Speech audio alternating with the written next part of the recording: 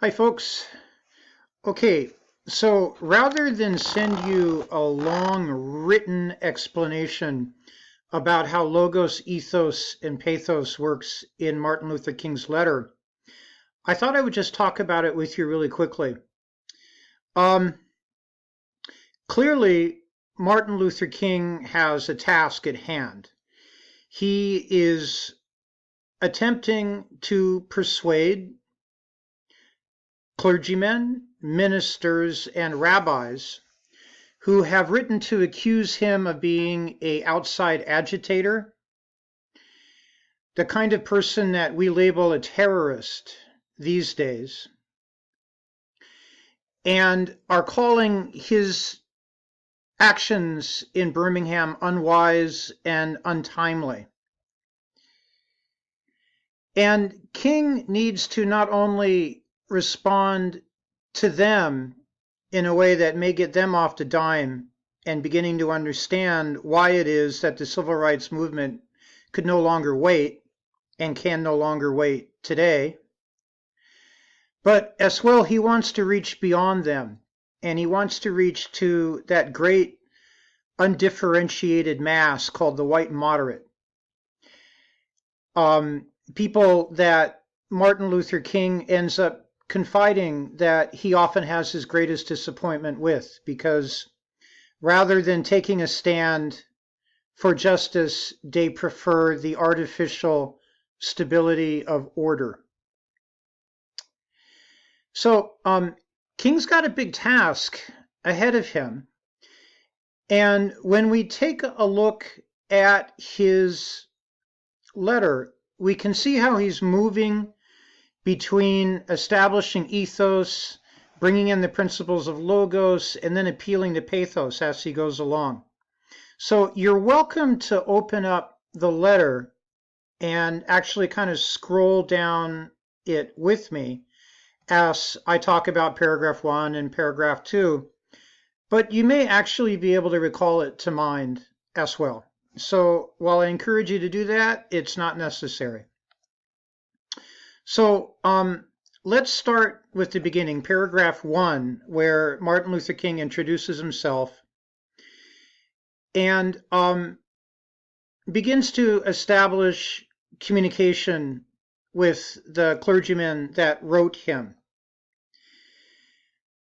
I think that we can see that he's working to establish ethos. He's working to establish connection with his critics, because he spends the first and the second paragraphs describing who he is, what his background is, what has brought him to Birmingham, how he's not just a fiery-eyed radical, but instead he's also a man of deep spiritual principles with roots in the community. And he needs to establish that.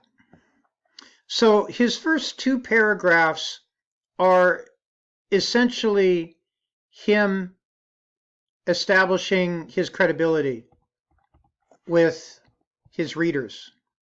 Now, when we go down to paragraph 3, we begin seeing something really interesting happening here. King isn't just working to establish his credibility in the recent timeline, but he also makes that reach back into the entire Judeo-Christian tradition.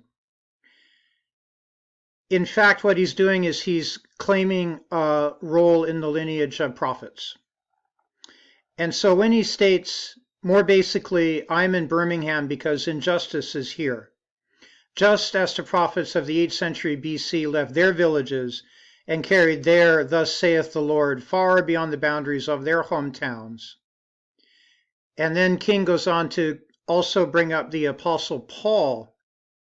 He makes his work analogous to his biblical predecessors, which is a very powerful call for ethos. Chapter 4, we begin to see him shifting his argument, and he begins to go into logos. And the way we can recognize logos is it often operates on principles. Now, a logical principle is a kind of statement that can apply under any and all circumstances. It's something that is just simply generally true. And so when King states, I am cognizant of the interrelatedness of all communities and states. I cannot idly sit by at Atlanta and not be concerned about what happens in Birmingham.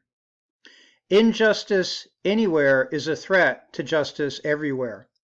We are caught in an inescapable network of mutuality, tied in a single garment of destiny. And he continues on to declare these basic principles. That's logos.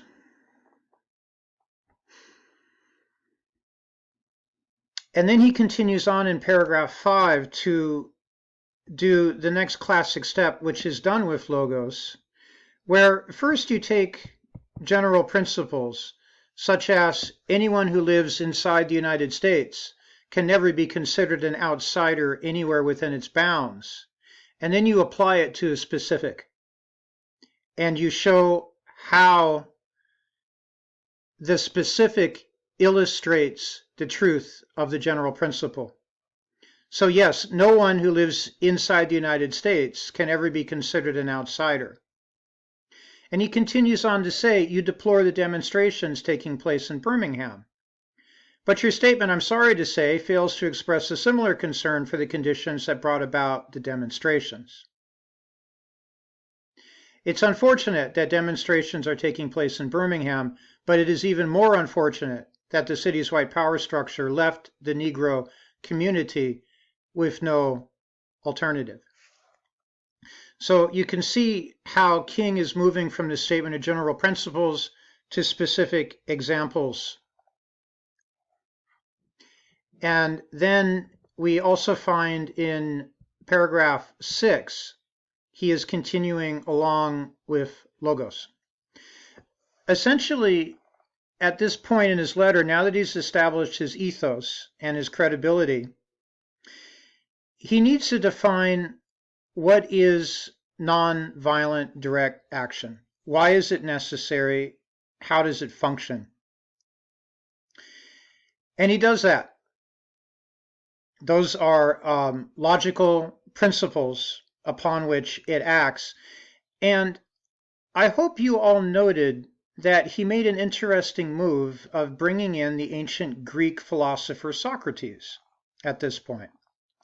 He states, Socrates felt that it was necessary to create a tension in the mind so that individuals could rise from the bondage of myths and half-truths to the unfettered realm of creative analysis and objective appraisal. So we must see the need for nonviolent gadflies to create the kind of tension in society that will help men rise from the dark depths of prejudice and racism. Why bring in Socrates? Why does King quote so many different thinkers, particularly in the Judeo-Christian and ancient Hellenic traditions? He quotes Paul Tillich. He quotes Niebuhr. He quotes Thomas Aquinas. He quotes St. Augustine again and again. Now, you may not recognize who these men were, but they are very heavy hitters in the Western philosophical and theological tradition. So what King is doing with that is he's providing ethos to his argument, he's providing authority, but he's also bringing in logos from within the tradition that these ministers, bishops, and rabbis were all familiar with. St. Augustine is, for better or worse, the major saint in the Catholic tradition. St. Thomas Aquinas came along and integrated the philosophy of Aristotle with Catholic theology in the Middle Ages. So these are big names. And what King is demonstrating is he knows this tradition. He's arguing out of it. And his logic for the sinfulness of segregation is firmly founded in these thinkers in the Christian tradition. And he can even bring in Socrates to help him out. Okay, so paragraph 7, we move along. It's kind of a transitional paragraph, and it brings to a conclusion paragraph 6. You'll see its opening sentences. The purpose of our direct action program is to create a situation so crisis-packed that it will inevitably open the door to negotiation. Okay, well and good. Now, on to paragraph 8.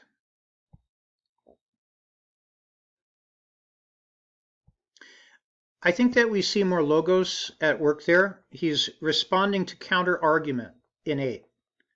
And I've been emphasizing for you, especially with your proposal essays, how important it is to take into account counter-argument. You can see he opens the paragraph by saying, one of the basic points in your statement is that the action that I and my associates have taken in Birmingham is untimely. And then he proceeds to refute that counter-argument. And in fact, he does it with a quite remarkable quote, where he states, individuals may see the moral light and voluntarily give up their unjust posture. But, as Reinhold Niebuhr has reminded us, groups tend to be more immoral than individuals. Paragraph 9. We begin to move into pathos at this point.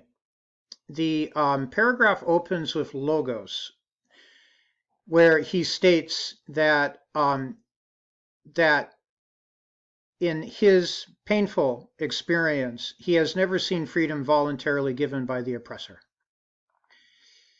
And then we find a shift mid-paragraph where we move from logos or principles into pathos. And this is where he states, for years now I've heard the word wait. It rings in the air of every Negro with piercing familiarity. This wait has almost always meant never. We must come to see with one of our distinguished jurists that justice too long delayed is justice denied. Then we launch into the great passage of Pathos. Why does King do this? Why do people use pathos? Why doesn't he just continue in the logical vein? I suspect that King at that point felt the need to take his readers into the experience of a Negro living in that airtight cage of poverty that King describes. It's a very, very powerful paragraph, and I do not know if you noted it, but it has one of the longest sentences that I've ever encountered in any piece of writing. It begins when he says, but when you've seen vicious mobs lynch your mothers and fathers at will and drown your sisters and brothers at whim, when you've seen hate-filled policemen curse, kick, and even kill your black brothers and sisters, when you see the vast majority of your 20 million Negro brothers smothering in an airtight cage of poverty in the midst of an affluent society, when you suddenly find your tongue twisted and your speech stammering as you seek to explain to your 6-year-old daughter why she can't go to the public amusement park that has just been advertised on television, and see tears welling up in her eyes when she is told that Funtown is closed to colored children, and see ominous clouds of inferiority beginning to form in her little mental sky. And it goes on until it finally concludes with the words, you will understand why we find it difficult to wait.